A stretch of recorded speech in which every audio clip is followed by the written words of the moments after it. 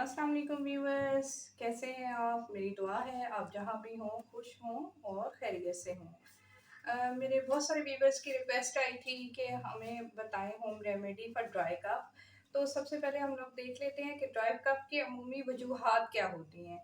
आजकल आपको पता है कोविड-19 के बाद लोगों को ड्राई कफ का बहुत ज़्यादा मसला हुआ है, क्योंकि कोविड-19 के साइड इफ़ेक्ट्स में है कि लंग्स में इंफ्लेमेशन भी रह जाती है और इसके ऊपर लंग्स के ऊपर एक लेयर सी बन जाती है इन्फेक्शन की, जो कि बहुत स्लोली स्लोली जो है रिड्यूस होती है। और इसके अलावा ड्राई कफ अमूमन एडल्ट्स में पाई जाती है, बच्चों में नहीं होती। इसकी एक और वजह साइनस का मौजूद होना है, और इसकी एक और बहुत बड़ी वजह एलर्जी का है।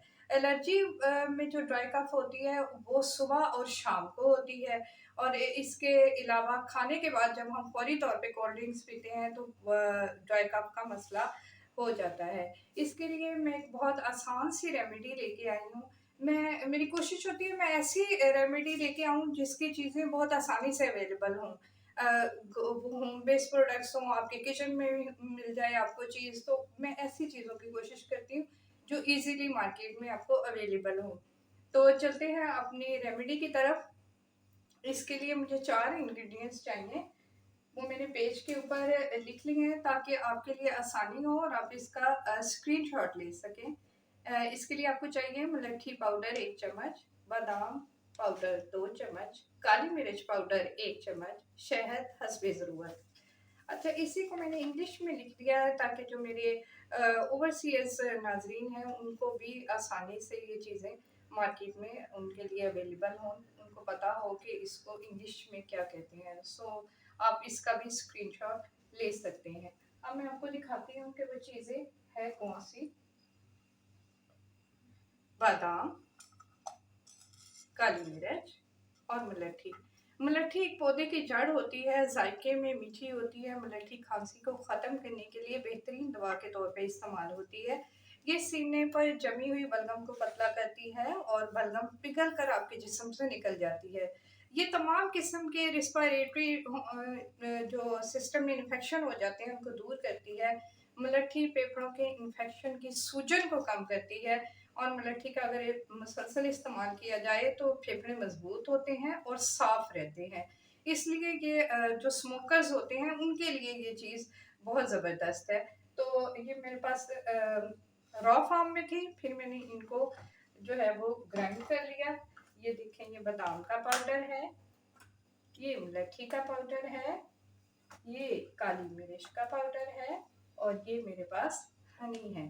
तो करना हमने ये है कि एक साफ सुथरा खाली बाउल में इसमें आपने लेनी है 1 चम्मच मुलट्ठी का पाउडर, 2 चम्मच बादाम का पाउडर, 1 चम्मच काली मिर्च, और शहद आपने इतना लेना है कि आप इससे टैबलेट जो है वो बन जाए, आप एक मजून टाइप सी बन जाए।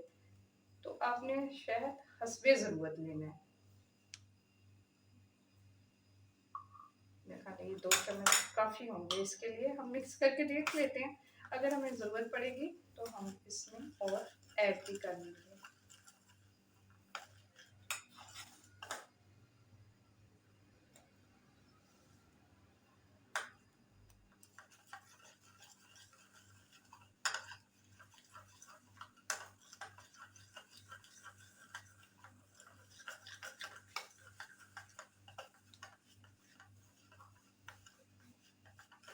मेरे ख्याल हमें थोड़ा सा और हनी ऐड करना चाहिए।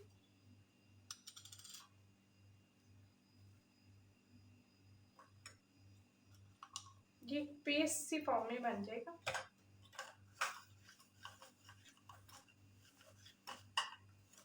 ये इतनी अच्छी दवाई है, आपको पता है काली मिर्च जो है तमाम वायरल इन्फेक्शंस के लिए बहुत कारआमद होती है। जो एलमंड मैंने इसमें डाले हैं, एलमंड में पाया जाना वाला ओमेगा 3 और विटामिन ई जो है वो हमारे टिश्यूज़ को सॉफ्ट करता है। उससे जो है हमारे टिश्यूज़ नरम होते हैं, जो कफ कर कर के ड्राइनेस हो जाती है, जो गले में दर्द होना शुरू हो जाता है उसको वो स्मूथ कर देता है। ये देखें, ये इस तरह की फॉर्म में हमारे पास आ गया है। ठीक है, अब आप, मेरे पास तो बटर अवेलेबल था तो मैं बटर ले रही हूँ। इसमें एसेंशियल, अगर आपके पास कुकिंग ऑयल है तो आप कुकिंग ऑयल भी ले सकते हैं। अपने हाथ पे थोड़ा सा लगाएं और इसकी यूँ टैबलेट बना लें। जैसे स्टेप्सल्स होती है ना, चूसने वाली गोलियां, इस तरह इसकी गोल सी शक्ल बना लें।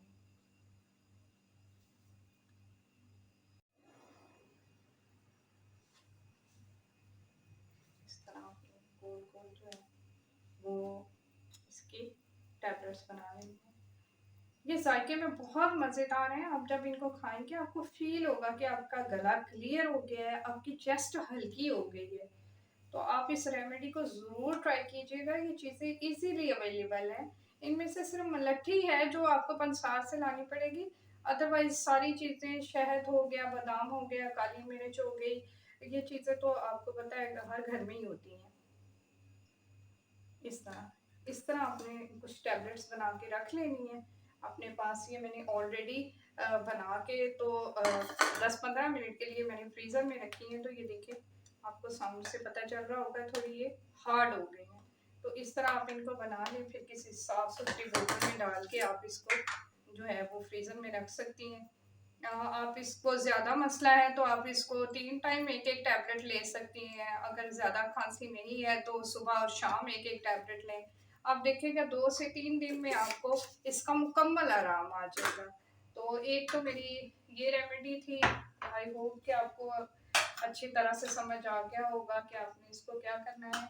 मेरी दूसरी रेमेडी इससे भी ज़्यादा ईज़ी और इफ़ेक्टिव है, बहुत इफ़ेक्टिव है, ट्राइड एंड टेस्टेड है। मैंने खुद भी उस पे मैंने उसको यूज़ भी किया है। तो करना आपने ये है, वो बहुत इजी सा काम है। करना आपने ये है कि आपने एक साफ सुथरा रुमाल लेना है और एक एप्पल के छोटे छोटे टुकड़े कर लेने हैं। ये आपने इसमें डाल के, रुमाल में डाल के इसको बंद करना है और इसको किसी चीज के साथ आपने ऊपर से कूट लेना है।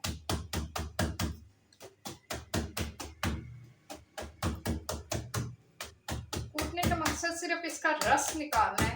हमें एप्पल का रस नहीं निकालना। लेकिन आप ग्राइंडर या जूसर या किसी चीज का ऐसे का इस्तेमाल मत कीजिएगा। इसी तरह आपने, थोड़ा मैसी तो हो जाएगा लेकिन चले वो साफ हो जाएगा। इस तरह आपने इसका सारा रस निकाल लेना है।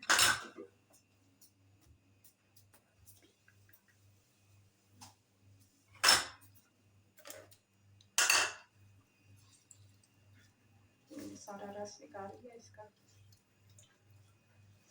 अच्छी तरह से दबाएं। सेब का जो पीछे रह जाएगा ना कोक, वो इस्तेमाल की चीज है। सारा रस निकाल इस तरह का रह जाएगा पीछे से। इसको आपने किसी प्लेट में डालना है।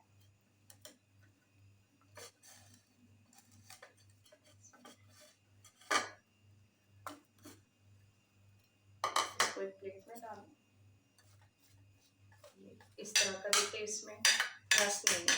इसके बाद आपने इसमें हनी मिक्स करना है 2 स्पून।